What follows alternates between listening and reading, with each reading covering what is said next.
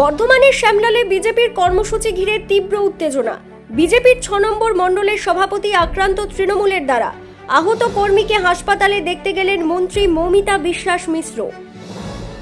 বর্ধমানের ৬ নম্বর নগরমণ্ডল ২৯ নম্বর ও ২৭ নম্বর ওয়ার্ড সংলগ্ন শ্যামলাল এলাকায় হঠাৎ করেই শনিবার রাতে বিজেপি কর্মীদের ওপর অস্ত্রশস্ত্র নিয়ে বিজেপির এক কর্মসূচিতে হামলা চালানোর অভিযোগ উঠল তৃণমূল কর্মীদের বিরুদ্ধে।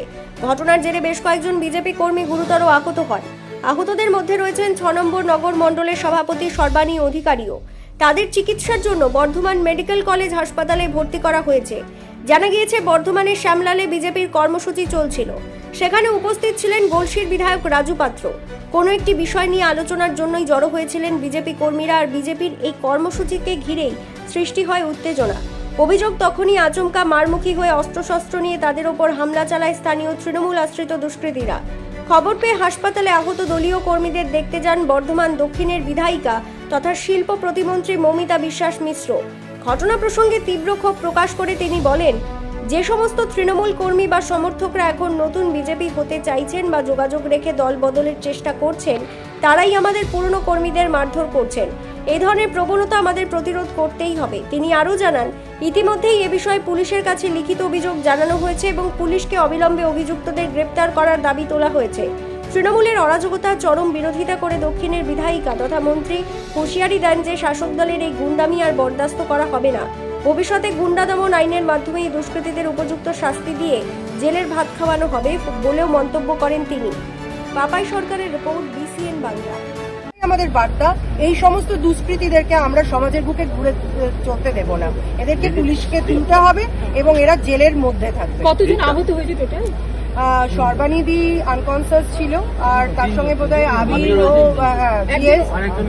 আরেকজন মহিলা। হ্যাঁ, বাঁচাতে গিয়ে হ্যাঁ, ওকে বাঁচাতে গিয়ে এরা অ্যাটাক হয়। হ্যাঁ, বাঁচাতে গিয়ে ওরা একটা যে অভিযোগ, মানে যারা মারধর করেছে তারাও নাকি দাবি করছে বিজেপি, কি বলবেন? না, ৪ তারিখের ৫টার পরে জার্সি বদল করলেই কি আপনার কি বিজেপি হয়ে যায় নাকি? বিজেপি কে গোটা বর্ধমানের মানুষ জানে, গোটা পশ্চিমবঙ্গের মানুষ জানে।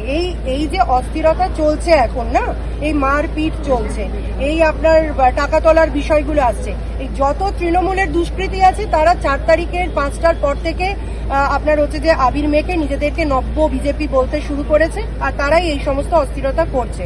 তাদেরকে আমি একটা কান খুলে আমি একটা কথা বার্তা আপনাদের মাধ্যমে দিতে চাই যে আপনারা জার্সি বদল করে নিজেদেরকে নব্য বিজেপি বলবেন না, নাম্বার 1। আর জিরো টলারেন্সে কিন্তু আমরা গুন্ডা দমন নীতিতে কিন্তু কাজ করব। তাই দাদাগিরি না করেঙ্গে না করনে দেঙ্গে, না খায়েঙ্গে না খানে দেঙ্গে কিসিকো, এটা যেন সবারই মাথায় থাকে। পুলিশকে আপনারা ইনঅ্যাক্টিভ করে রেখেছিলেন, পুলিশকে আমরা অ্যাক্টিভ করেছি। একটাই কথা বলেছি যে আইনকে সামনে রেখে পুলিশ আপনি আপনার মানে যে ভূমিকা সেটা আপনারা গ্রহণ করুন।